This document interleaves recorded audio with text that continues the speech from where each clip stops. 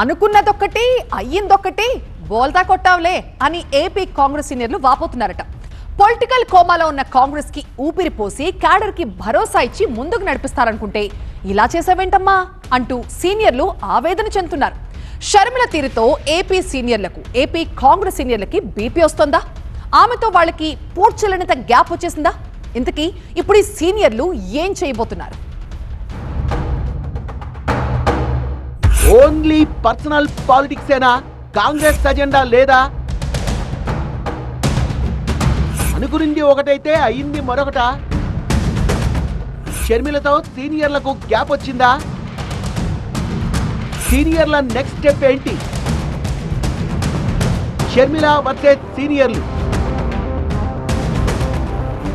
ఏడుస్తూ కూర్చుంటే ఎట్టాగా? ఎన్నాళ్ళైనా ఇలాగే అనుకుంటుంటే ముందుకు సాగేదెలా? చీకటిని తిడుతూ కూర్చోకు, లేచి చిరుదీపమైనా వెలిగించి వెలుగులు నింపే ప్రయత్నం చెయ్యి. చుట్టూ ఉన్న చీకట్లను చీల్చే ప్రయత్నం చెయ్యి. డిఫెన్స్ నుంచి అఫెన్స్ కు గేరు మార్చు. ఎలాగోలా ఒక అడుగు ముందుకు వెయ్యి. చేతిలో చేయి కలిపి ముందుకు సాగు. గత వైభవాన్ని స్మరించుకో, పునర్వైభవం కోసం పూనుకో. ఇలా ఆలోచించి ఏపీ రాజకీయాల్లో పార్టీ మళ్లీ యాక్టివ్ అవడానికి వైఎస్ కుమార్తె షర్మిలను తీసుకొచ్చి స్టేట్ కాంగ్రెస్ ప్రెసిడెంట్ చేసింది హైకమాండ్. అయితే 2 ఏళ్లు గడిచినా ఎక్కడ వేసిన కాంగ్రెస్ అక్కడే ఉందా? ఏపీలో కాంగ్రెస్ ఏమాత్రం కోలుకోలేదా? ఆశించిన మార్పును ఆమె తీసుకురాలేకపోయారా? షర్మిల వల్ల ఏపీ కాంగ్రెస్ కు వీసమెత్తు ఉపయోగం లేదని సీనియర్లు భావిస్తున్నారా? ఆమె పనితీరుపై సీనియర్లు గుర్రుగా ఉన్నారా అంటే అవునని అంటోందట కాంగ్రెస్ క్యాడర్. ఏపీ కాంగ్రెస్ కి షర్మిలను అధ్యక్షురాలిని చేసిన తర్వాత ఏదో జరిగిపోతుంది. రాజశేఖర రెడ్డి తనయగా ఆమె పార్టీని బలోపేతం చేస్తారని సీనియర్లు ఓ రేంజ్ లో ఊహించుకున్నారట. అయితే గ్రౌండ్ లెవెల్లో చూస్తే అప్పటికి ఇప్పటికీ పార్టీలో ఏం మార్పు వచ్చింది అంటే ఏమీ రాలేదని వాపోతున్నారట. షర్మిల అధ్యక్ష పదవిని చేపట్టాక కార్పొరేట్ పాలిటిక్స్ చేస్తున్నారని, డిఏలు పిఆర్ఓలతోనే కార్యక్రమాలు నడిపిస్తున్నారని, అడపదడప పార్టీ ఆఫీస్ కు మంది మార్బలంతో వచ్చిపోవడం తప్ప కింది స్థాయిలో పార్టీని బలోపేతం చేయడానికి చేసిందేమీ లేదని సీనియర్లు నిట్టూరుస్తున్నారట. ఏదో పర్సనల్ అజెండా పెట్టుకున్నట్టుగా 24 గంటలు జగన్ను విమర్శించడం తప్ప జనాన్ని కాంగ్రెస్ వైపు తిప్పుకునేలా షర్మిల ఎలాంటి కార్యక్రమాలు చేయట్లేదని సీనియర్లు మండిపడుతున్నారట. దీంతో షర్మిలతో వాళ్లకు గ్యాప్ వచ్చిందంటున్నారు. షర్మిల తీరుతో విసిగిపోయిన సీనియర్లు ఆమెను ఏపీ బాధ్యతల నుంచి తప్పించి రాజ్యసభకు పంపించి ఆమె స్థానంలో కొత్త నాయకత్వాన్ని తీసుకురావాలని చూస్తున్నారనే చర్చ కాంగ్రెస్ వర్గాల్లో జరుగుతోందట. ఇందులో భాగంగా ఆమెను ఈశాన్య రాష్ట్రాలకు గానీ ఇతర రాష్ట్రాలకు గానీ ఇన్ఛార్జిగా పంపిస్తారా అనే చర్చ కూడా ఏపీ కాంగ్రెస్ లో నడుస్తోందట. గతంలో ఒకసారి వైఎస్ కుటుంబానికి కాంగ్రెస్ అన్యాయం చేసిందనే అపవాదం ఉన్న నేపథ్యంలో షర్మిల విషయంలో జాగ్రత్తలు తీసుకోవాలని భావిస్తున్నారట. దీంతో షర్మిల మ్యాటర్లో ఆమె గౌరవానికి భంగం కలగకుండా ఆచితూచి అడుగు వేయాలనే భావనలో కాంగ్రెస్ సీనియర్లు ఉన్నారట. తర్వాత కమ్యూనిస్టుల్ని కలుపుకొని పోతూ రాజకీయ పోరాటం చేయాలనే ఆలోచనలో ఉన్నారట. వితౌట్ షర్మిల కొత్త నాయకత్వంతో ఏపీలో పార్టీని ఎలా బలోపేతం చేయాలి అనే దానిపై కూడా సీనియర్లు ప్రణాళిక సిద్ధం చేశారట.